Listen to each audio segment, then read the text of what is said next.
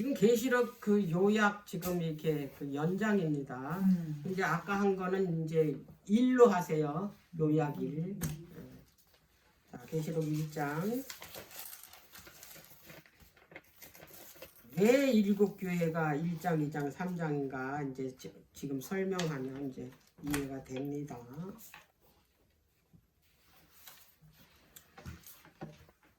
자, 1절. 예수 그리스도의 계시라. 이는 하나님이 그에게 주사 반드시 속히 될 일을 그 종들에게 보이시려고 그 천사를 그 종 요한에게 보내어 지시하셨다 그랬어요. 이건 요한의 계시가 아니라 예수 그리스도의 계시예요. 이거를 이제 사도 요한에게 보이신 거야. 근데 이건 반드시 속히 된다고 그래. 그런데 이분이 이제 그 첫 번째 어디 있는 모습을 보여줬냐면 이제 10절을 한번 보세요. 1장 10절입니다. 주의 날에 내가 성령에 감동하여 내 뒤에서 나는 나팔 소리 같은 큰 음성을 들으니 가로되 너 보는 것을 책에 쓰래요. 이제 이게 편지죠. 자, 에베소, 서마나, 버가마, 두아디라, 사데, 빌라델비아, 라오디게아 7 교회에 보내라 하시기로 나오죠. 근데 여기서 이 7 교회에게 보내는 편지를 이제 쓰라는 거예요. 이게 다 보여줄 테니까 계시로 보여줄 테니까 네가 이걸 써서 보내란 얘기예요. 각 교회마다. 12절. 몸을 돌이켜. 그 음성이 난 것을 이제 어디서 이 음성이 들리나 하고 몸을 돌이킨 거야. 사도 요한이. 나더러 말한 음성을 알아보려고 하여 돌이킬 때에 7 금촛대를 봤다 그랬어.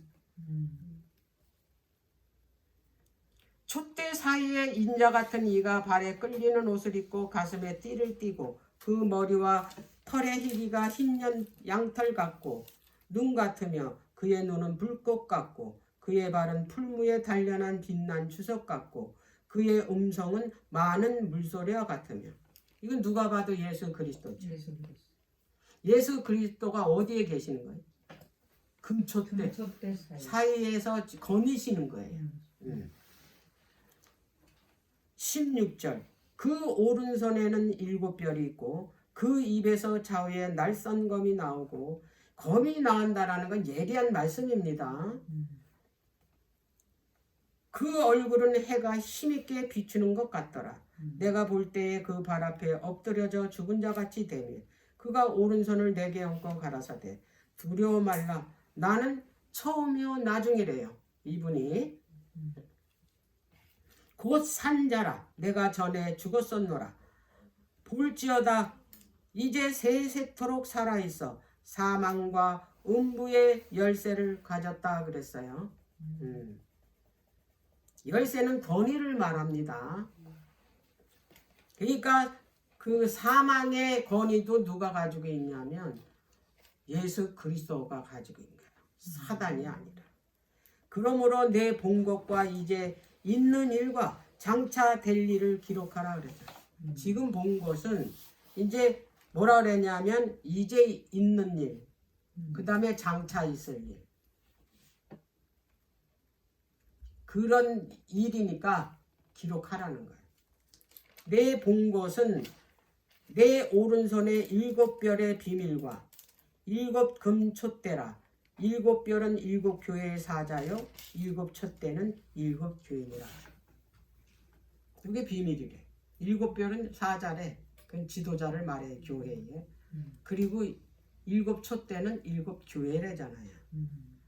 자, 그러면 이제 이 내용이 뭐냐 하면 사도 요한이 예수 그리스도께서 7 금촛대 그 사이에서 봉사하시는 그것도 대제사장으로서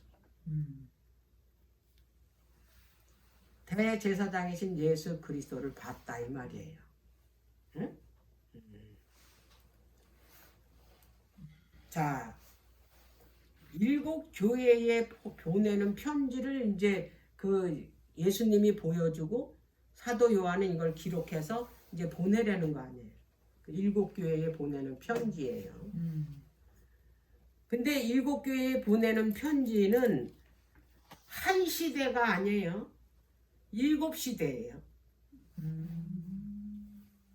7시대. 이 7교회가 그 한 시대를 얘기하는 게 아니에요. 이 그 각 교회마다 시대가 다 달라요. 기간이 있다 이 말이에요. 그러니까 각 시대마다 그 교회의 그 영적 상태 그리고 도덕적 그 수준 이런 것이 어떻게 변천해 나가는지를 이제 기록한 거예요. 이 7교회 보내는 그 편지 속에.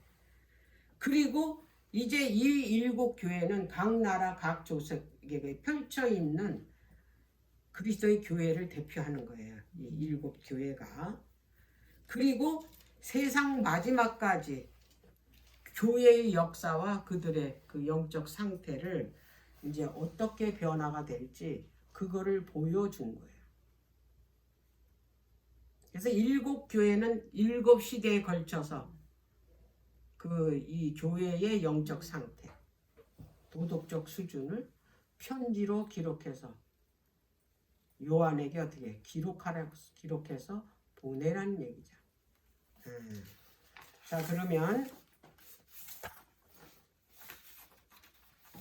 여기에서 이제 우리가 알아야 될 게 뭐냐?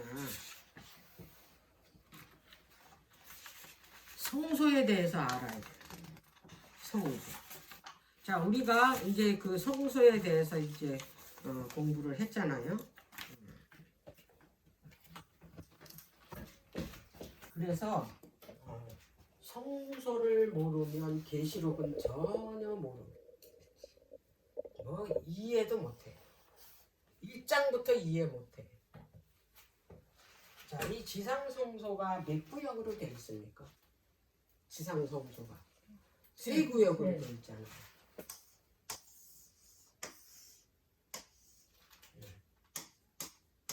뜰,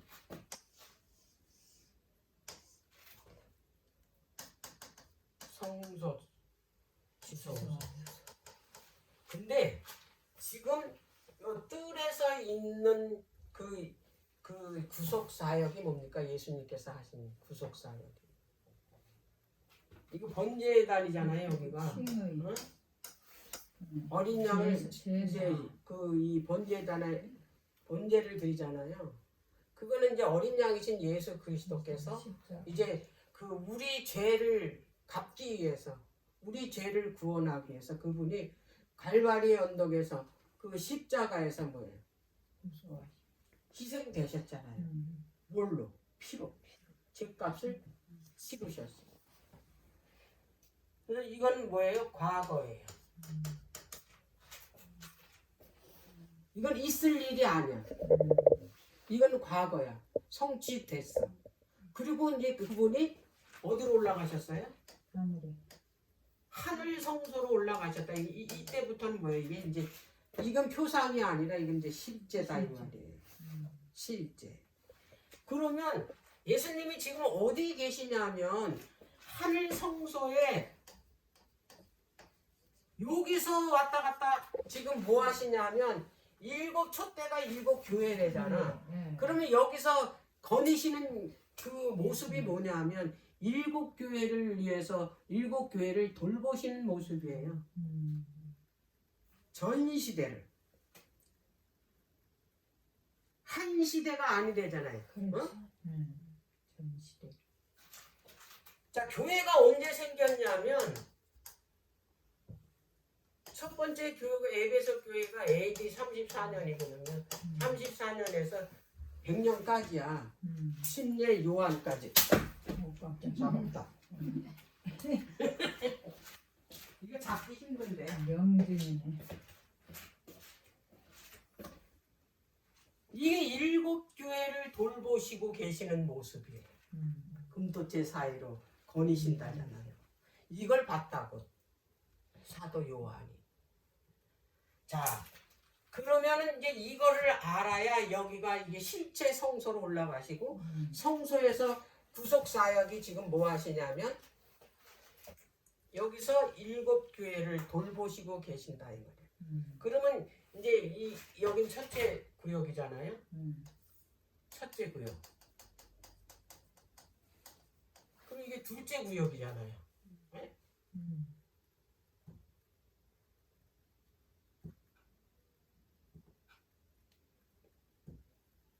둘째. 둘째 구역에는 여기가 뭐가 있습니까? 떡상이 있잖아요. 그리고 분향단이 있잖아요.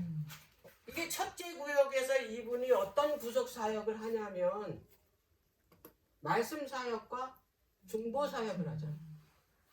그리고 분향단에서 뭐 합니까? 중보하시고 계시잖아요. 그리고 말씀 사역 하시잖아요. 떡상에서 날마다 어떻게 성령을 통해서 말씀을 주시잖아요. 7초 때는 그 교회를 이렇게 계속해서 어떻게 빛을 주시잖아요.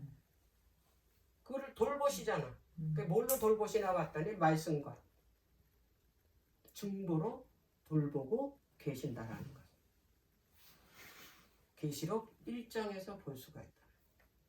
이것이 지금도 여전히 뭐냐면 지금은 물론 지성소에서 이제 지성소 재도말 사업을 하는데 지금도 여전히 뭐 하시냐면 여전히 우리를 위해서 중보하시고 말씀을 계속해서 주시고 계신다는 거. 그 말씀을 주신다라는 얘기는 성령을 주신다는 얘기. 우리에게 계속해서 뭐 하는 거예요? 빛을 주시고 있다라는 거. 이게 여기서 하는 거예요. 첫째 구역에서. 자, 그러면은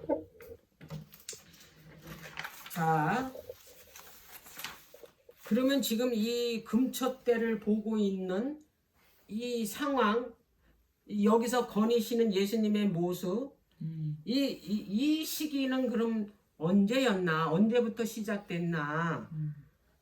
예수님이 이 땅에서 십자가에 달리시고 사흘 만에 부활하셨죠. 예수님이 사흘 만에 부활하시고 바로 승천하지 않으셨어요. 며칠 있다가 승천하셨어요? 40일이요. 그 누가복음에 분명히 말씀하셨어요. 그들이 성경에 그 이 모세오경과 시편과 선지서에 나를 그 위에서 기록한 것을 알지 못하기 때문에 그걸 자세히 가르쳐 주기 위해서 이 땅에 40일 동안 계신 거예요. 그걸 다시 뭐 하기 위해서? 가르쳐 주기 위해서. 그리고 이분이 이제 40일째 되는 날 승천을 하신 거예요. 그 승천하신 내용이 이제 그 사도행전 1장에 나오는 거예요. 그리고 그 누가복음 24장 끝절에 보면 그 승천하시면서 그들에게 약속하신 게 있어요. 내가 능력이 입을 때까지 예루살렘에서 너희들 떠나지 말라. 그리고 승천하신 거예요. 자, 그러면 이게 예수님이 십자가 돌아가시고 부활하셔서 40일 후의 일이에요. 이 일이. 그리고 이제 거기서 열흘 있다가 50일을 딱 채운 다음에 예수님은 구속사역을 하시는데 반드시 뭘 통해서 하냐면 절기를 통해서 하시거든요. 그게 오순절이에요. 그래서 오순절이 딱 됐을 때 40일 후에 올라가고 딱 열흘 됐을 때 그분이 어떻게 했냐면 성령을 그 이 약속한 대로 그 마가의 다락방에서 이 성령 받기를 이게 뭐냐면 모여서 기도하는 그들에게 성령을 내려줬다 이 말이에요. 성령은 그 이 성령의 기름으로 이제 표상을 하잖아요. 자, 그러면 그 예수님이 대제사장이 됐다라는 거거든요. 그럼 예수님이 대제사장이 됐다라는 증거가 그 마가의 다락방에 있는 그 제자들에게 성령이 내려졌잖아요. 그들이 성령 받아가지고 복음을 외쳐서 그들이 뭐 했어요? 외침으로 해서 하루 3,000명, 5,000명씩 막 뭐 했어요? 회개하고 돌아와서 그들로 통해서 뭐가 생겼냐면 교회가 생겼다 이 말이에요. 초대 교회가.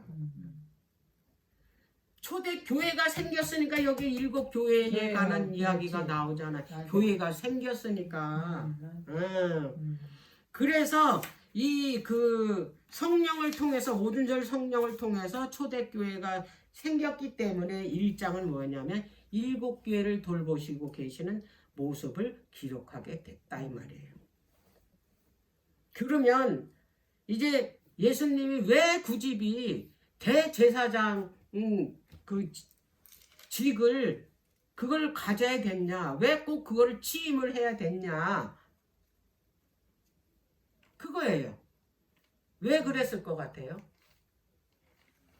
왜 예수님이 대제사장직을 취해야 됐을까요? 직책이 꼭 대제사장직이래야 돼. 동사. 응? 대제사장이 하는 일이 있어요. 대제사장이 하시는 일은 뭐냐면 중보예요. 이거는 대제사장만이 할 수 있어요. 그리고 심판을 할 수 있어요. 심판. 그래서 이분이 중보를 하셔야 되고 심판을 해야 되기 때문에 뭘 취해야 돼요? 대제사장 자격을 취해야 되는 거예요. 근데 대제사장 자격은 대제사장이 되려면 반드시 자격이 있어야 되는 거예요. 아론은 형. 대제사장을 취할 수 있는 사람은 인류의 죄를 뭐예요? 갚아주는 거. 인류의 죄를 위해서 대신 뭐예요? 죽어주는 거.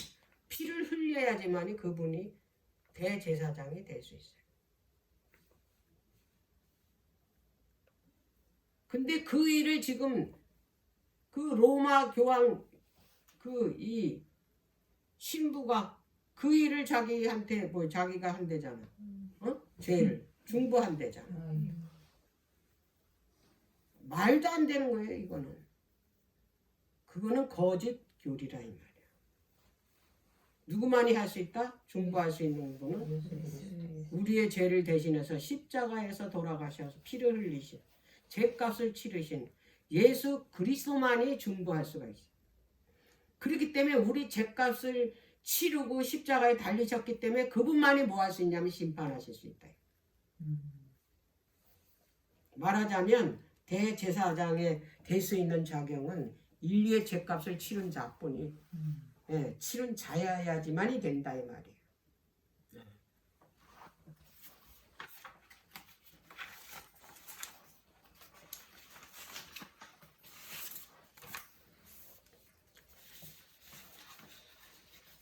자, 이제 2장 가겠습니다. 2장서부터 3장까지 일곱 교회에 보내는 그 이 편지 내용이 나옵니다.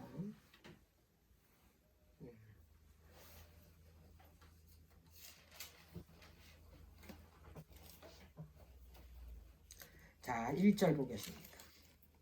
에베소 교회의 사자에게 편지하기를 오른손에 일곱 뼈를 붙잡고 이 그 예수님은 혼자 일하지 않으세요. 꼭 그 여기 일곱 뼈를 붙잡고 계시대잖아요. 그게 뭐예요? 지도자하고 같이 하신다 이 말. 일곱 금촛대 사이에 다니시는 이가 가라사대 그래서 나오잖아요.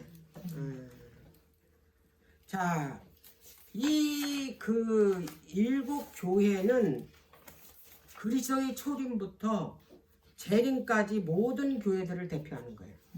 그러니까 그 시대에 예수님 당시의 교회만이 아니고 예수님 재림 때까지 오늘 우리의 우리도 교회잖아요. 까지를 다루는 게 그게 이제 그 일곱 교회가 대표하는 거예요. 일곱 시대를 걸쳐서 일곱 교회가 이거를 일곱 부분으로 나눠 가지고 그리스도의 역사적 변천을 설명하는 거예요. 어떻게 변천을 해 나가는지. 그러니까 에베소 교회하고 일곱째 교회는 라오디가 교회하고 전혀 다르다는 거예요.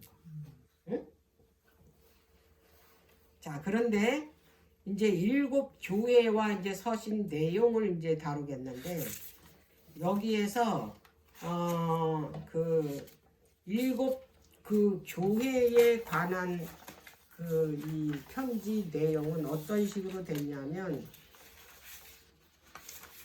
먼저 이제 기간을 이제 있어요. 교회마다. 그리고 그 이름에 의미가 있어요. 뜻. 그리고 칭찬의 말씀이 있어요. 그리고 책망의 말씀이 있어요. 그리고 이제 겉면의 말씀이. 그리고 이긴 자의 그 이 뭐냐면 그 축복으로 마무리를 짓니다. 그리고 그 성령이 하시는 그 말씀을 들을 귀가 있는 자가 복이 있도다로 끝맺음 요런 형식으로 일곱 교회에 보내는 편지 내용이 기록이 되어 있습니다. 자, 그러면은 이제 그 에베소 교회의 그 기간은 언제까지냐면 그 스데반이 이제 순교 당하고 사도 바울이 이제 그 이방인에게 복음을 전하는 사도로 부름을 받았어요. 그때가 AD 34년이에요. 그때부터 사도 요한이 죽을 때까지 100년 요거를 이제 그 에베소 교회라 그래요. 이 에베소 교회는 이제 사도 교회라고도 불러요. 왜 그러냐면 이때 당시까지는 사도들이 살아서 직접 그 이 교회를 지도했기 때문에 사도교회 시대다.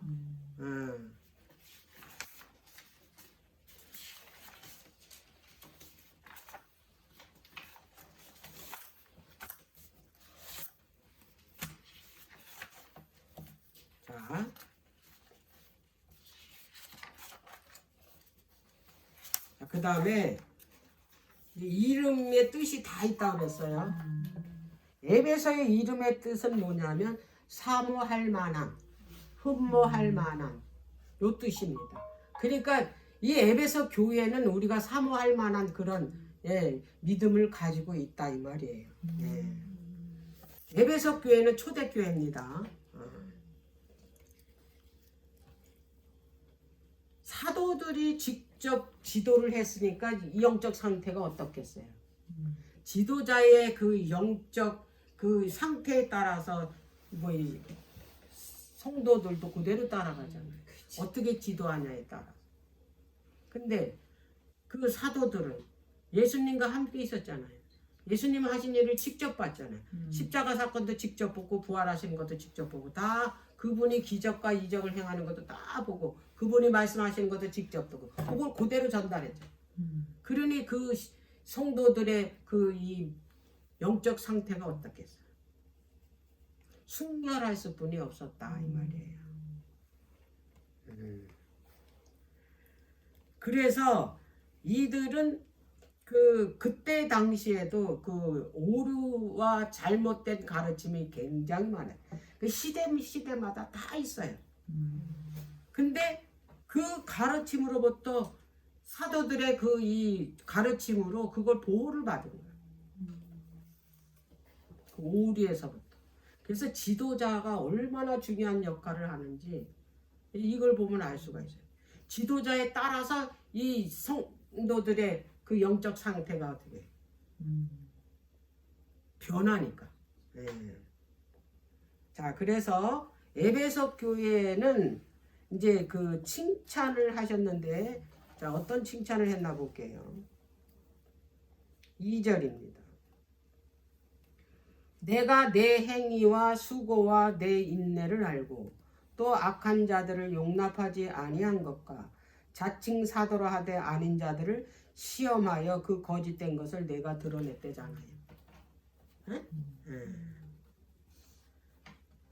그러니까 이 에베소 교회는 어느 황제 치리하에 있었냐면 네로 황제.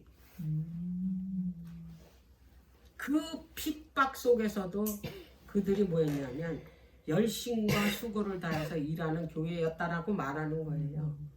내 수고와 인내를 안 되잖아요. 그리고 성경 말씀에 기록된 진리대로 어떻게 했냐면 순종했다 이 말이야. 에베소 교인들. 이 사도라 하는 자칭 사도라 하는 자들이 거짓됨을 드러냈대잖아. 뭘로? 진리로. 그리고 특별히 뭘 이제 그 반대를 했냐면 니골라당의 교훈을 가르침 반대했대. 자,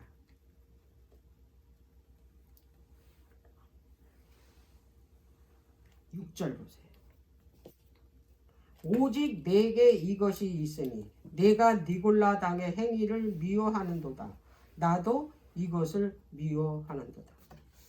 이 니골라당의 교훈이 뭐냐면 영지주의라 그러거든요. 이 영지주의는 뭐냐면 물질과 육체는 약하고 영은 선하기 때문에 육적의 방정이나 그 잿된 행위는 영의 구원에 아무런 영향을 주지 않는데 이게 영지주의. 말하자면 하나님의 말씀을 순종하기 위해서 구태여 그 육체가 이 요구하는 욕구를 자제할 필요가 없다는 거. 그게 영지주의.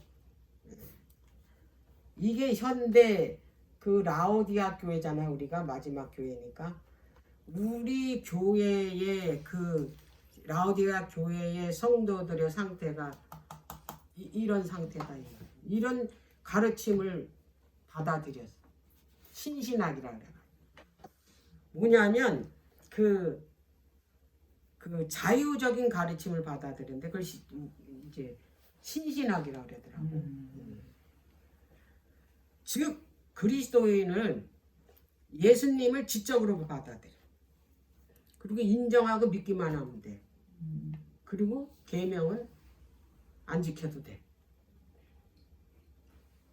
이게 신신학이에요. 그래서 이런 그 가르침의 시조가 영지주의야. 니골라당의 교훈. 지금 우리 교단에서도 그러잖아요. 그러지 맨날. 이거 신신학 들어온 지 오래됐어요. 앤드류드 신학대학에서 벌써 들어왔고 믿음으로 말하면 의한다고. 우리 삼육대학에도 벌써 들어왔어요. 그래서 지금 목회자들이 그렇게 가르치는 사람들이 많아요. 지적으로만 믿으면 돼. 받아들이면 돼. 예수님을. 그러네 내가 행동으로는 그걸 지킬 수가 없어. 응? 우리는 약하기 때문에. 그렇기 때문에 하나님은 사랑이시기 때문에 그거 다 용서해 주신대. 이렇게 가르쳐. 그러니까 너무 쉽고 은혜롭대. 그런 말씀을 들으면. 그래 희망을 가져오잖아. 이제 믿음. 내가 그동안에는 행복하지 않았다. 아주 그것 때문에 너무 행복했다.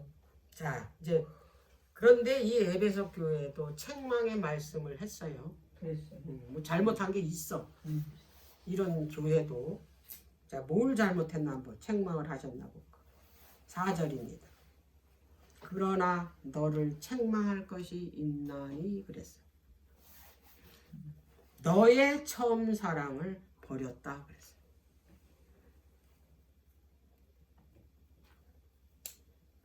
말하자면 처음 그 그리스도를 받아들였을 때 신앙을 받아들였을 때 가졌던 순결한 사랑의 정신을 뭐냐면 잊어버렸다는 얘기예요. 잊어버린 게 아니라 이제 버린 거지. 시간이 지남에 따라서 이제 그 고수하던 그 이 신앙을 이제 버린 거예요. 자, 그래서 이제 권면을 합니다. 5절에 그러므로 어디서 떨어진 것을 생각하고 회개하여 처음 행위를 가지라. 만일 그리지 않으면 회개치 아니하면 내가 내게 임하여 내 촛대를 그 자리에서 옮기리라. 이거 무서운 얘기예요. 회개해서 네가 그 처음에 예수 그리스도를 받아들일 때의 그 열정, 그 사랑을 네 어떤 행동으로 그거를 잃어버렸는지 생각을 하는 거예요. 다시 찾으라는 얘기. 다시 누구한테 돌아오라는 거예요. 예수 그리스도께로 돌아오라는 거예요. 회개하고. 반드시 있다니까요. 우리도 그런 경험했잖아요. 이제는 다시는 우리가 그 사랑을 버리면 안 돼. 이제 때가 얼마 안 남았어요. 이제는 견고히 서야 돼. 그분 가운데. 견고히 서려면 우리가 어떻게 해야 돼? 말씀 가운데 있어야 돼. 우리 인간은 죄성을 가진 죄인이기 때문에 말씀 속에 안 있으면 언제든지 내 욕구대로 살아요. 그게 하나님께서부터 멀어지게 하는 거예요. 하나님을 사랑하는 그 사랑을 버리게 된다 이 말이에요. 그래서 혹시라도 그런 일이 있다면 내가 어디서 그 사랑을 잃어버렸는지, 내가 어떤 행동 때문에 그 하나님을 멀리했는지, 그걸 빨리 찾아야 돼. 그걸 찾으려면 말씀으로 돌아가야 돼. 그러지 않으면 내가 내 촛대를 옮긴대잖아요. 촛대가 뭡니까? 교회지만 빛이잖아요. 딴 사람한테 준다는 거야. 내 자리를 이미 하늘에 내 자리를 하나님께서 주셨는데 기업으로 그 딴 사람한테 주겠다는 얘기야. 옛날 어른들이 항상 하는 얘기가 네 자리 지켜라, 네 자리 지켜라. 내가 그분 안에 있지 않으면 내 자리는 결국 딴 사람한테로 넘어갔을 뿐이야. 우리도 교회잖아. 우리도 촛대잖아. 옮기고 다른 사람한테. 이게 두려운 이야기라고요. 자, 이기는 자에 대한 보상이 뭔가 봤더니 7절에 귀 있는 자는 성령이 교회들에게 하시는 말씀을 들을지어다. 이기는 그에게는 내가 하나님의 낙원에 있는 생명나무의 가시를 주워 먹게 한다 그러잖아요. 생명나무의 열매를 먹으면 뭐예요? 영생이잖아요. 이기는 자에게 생명나무의 열매를 준다잖아. 영원히 살지. 그 얘기는 뭐냐면 우리가 하나님 나라에 들어간다는 얘기죠. 생명나무는 어디에 있기 때문에? 하나님 나라에 있기 때문에. 자, 그 다음에 이제 서문화 교회입니다.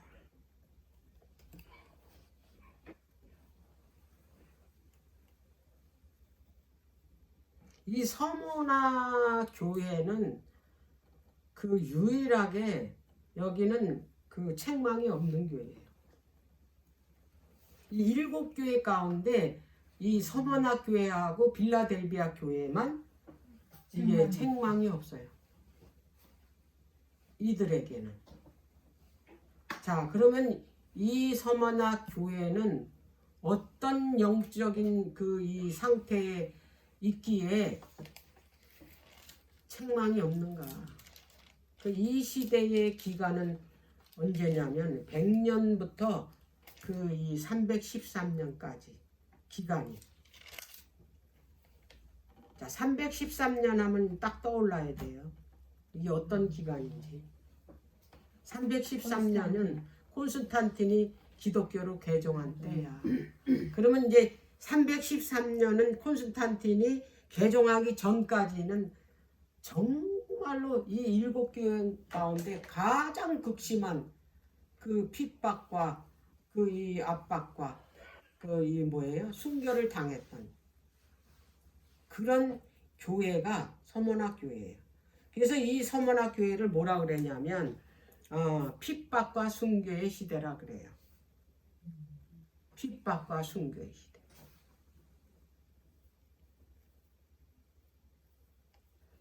이때는 그 로마 제국으로부터 핍박을 받은 거예요. 박해를 받고 순교를 당하고. 근데 이때는 로마 제국의 박해가 조직적으로 했대요. 그리고 가장 격렬했던 그런 시기가 이 서머나 교회 시대예요. 여기에 또 그 서머나 교회의 끝에 보면 10절 한번 볼게요. 내가 장차 받을 고난을 두려워 말라. 볼지어다 마귀가 장차 너희 가운데서 몇 사람을 오게 던져 시험을 받게 하리니 너희가 10일 동안 환난을 받으리라. 내가 죽도록 충성하라. 그리하면 내가 생명의 면류관을 내게 주리라. 이런 그 극렬한 핍박, 그 순교의 시대에 몇 사람이 이제 그 환난에 이제 들어갈 거라는 거예요. 근데 이 환란이 10일 동안 더 연장된다는 거예요. 그래서 성경에서는 그 예언을 이 계산할 때 일일을 1년으로 계산한다고 그랬는데 여기 10일은 10년을 말해요. 그럼 이거 어떤 10년을 말하는 거예요? 아직까지 10년 동안은 너희들이 더 환난을 당할 것이라. 그러나 끝까지 견디라 그래요. 내가 너희에게 끝까지 견디면 생명의 면류관을 주겠다고 약속하셨잖아요. 콘스탄틴 황제가 기독교로 개종을 하면 핍박이 어떻게 해요? 끝나겠죠. 아, 끝나. 네. 그러면 313년까지 10년 되려면 303년부터 313절까지 그 10년을 말합니다. 그 기간. 자, 그러면 이게 어떤 사람이 이제 이 아주 극렬한 그런 이 순교에 들어갔냐면 대표적인 게 이 서머나 교회에 이 감독이 있어요. 근데 그 감독이 누구냐면 폴리갑이라는 사람이 유명한 사람이에요. 네이버 치면 다 나와요. 폴리갑. 이 폴리갑은 어떤 사람이냐면 이 사도 요한의 제자야. 근데 이 폴리갑은 원래 노예였었대요. 이때 당시엔 노예가 다 있었잖아요. 근데 그 어떤 가부의 노예였어. 근데 그 가부가 이 폴리갑을 봤을 때 굉장히 똑똑해. 그래서 그가 이제 죽을 때, 그 과부가 죽을 때 그에게 자유인으로 보내줬어요. 이제 자유인으로 이제 해준 거야. 그리고 이제 이게 그리스도교를 받아들인 거예요. 이 사람이. 자, 그러면서 이제 그 폴리갑이 20대의 서머나 교회 감독이 됐대. 이게 대단한 사람 아니에요?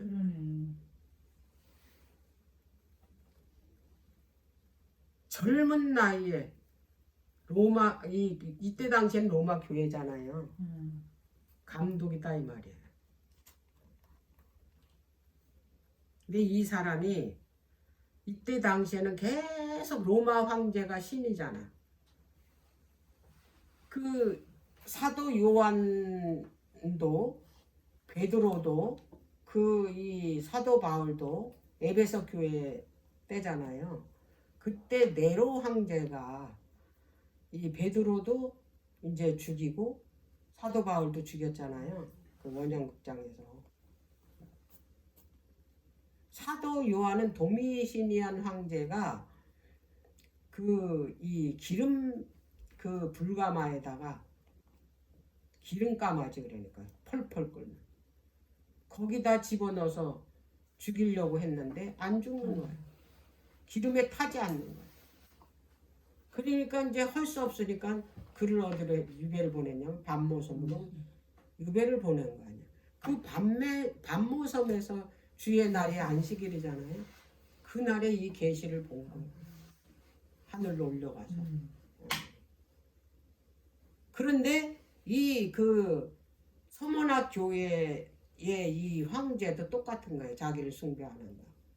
지금이라도 네가 믿는 하나님 예수님을 버리고 나를 이게 숭배해라. 그러면 내가 다 뭐 해주겠다? 생명을 연장시켜주고 이제 그걸 다 어떻게 했냐면 그 유혹을 하는 거예요. 근데 이 폴리갑이 자기는 절대로 86가지 먹으면서 하나님을 섬겼는데 내가 왜 이제 와서 하나님을 버리겠냐고. 하나님은 여태까지 나를 버린 적이 없다고. 그러면서 이제 자기는 순교당하겠다. 그래가지고 이제 화형을 시켰는데 이제 뭐 풀 나무 더미를 쌓아놓고 이제 기둥을 세워놓고 이제 이게 타면 움직일까봐 여기 못을 박으려고 그랬는데 이 폴리갑이 그랬더니 하나님께서 내가 이거 불에 타 죽을 수 있도록 움직이지 않도록 해줄 거다. 못 박지 말아라. 그랬대. 그리고 장렬하게 그 화형당. 그래서 많은 사람들이 그 화형당할 때 기적을 봤대요. 기적을.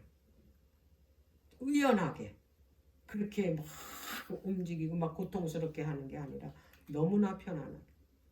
그렇게 화형당하는 모습을 이제 봤다라는 거. 그래서 이 서문학교에 이런 식으로다가 폴리갑처럼 많은 사람들이 그 황제를 그 숭배하지 않는다고.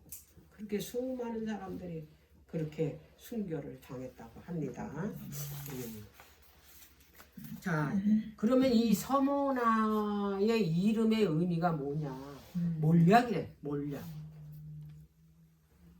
자, 이 몰약은 향수의 일종이잖아요.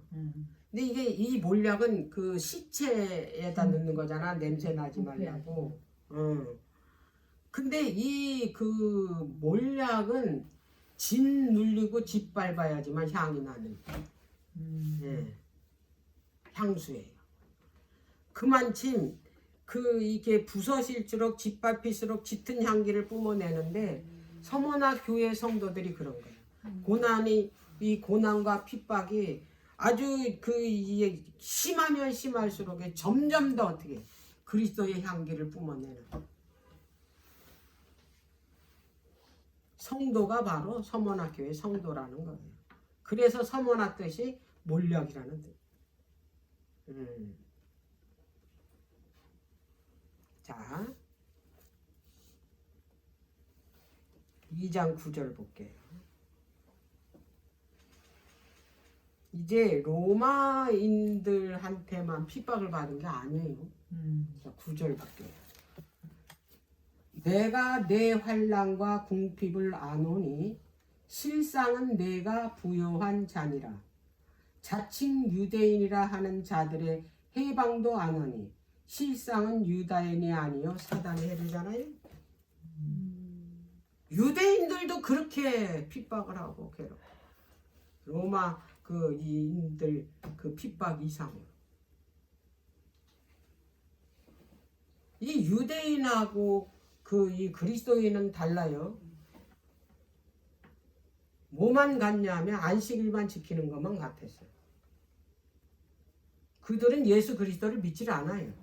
받아들이질 않아. 그가 하나님의 아들이라고 인정을 안 해. 그러니까 이 그리스도인들을 그렇게 핍박을 한 거예요. 그걸 아신대잖아 하나님께서.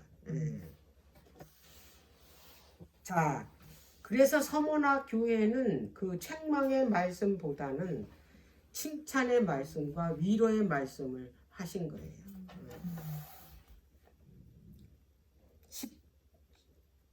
10절 네가 장차 받을 고난을 두려워 말라. 볼지어다 마귀가 장차 너희 가운데서 몇 사람을 옥에 던져 시험을 받게 하리니 너희가 10일 동안 환난을 받으리라. 그러나 내가 죽도록 충성하라. 그리하면 내가 생명의 면류관을 내게 주리라. 귀 있는 자는 성령이 교회들에게 하시는 말씀을 들을지로다. 이기는 자는 둘째 사망의 해를 받지어다.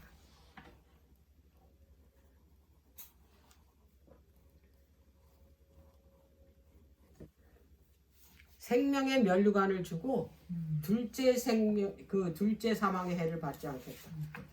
둘째 사망의 해를 받지 않으면 뭐예요? 응?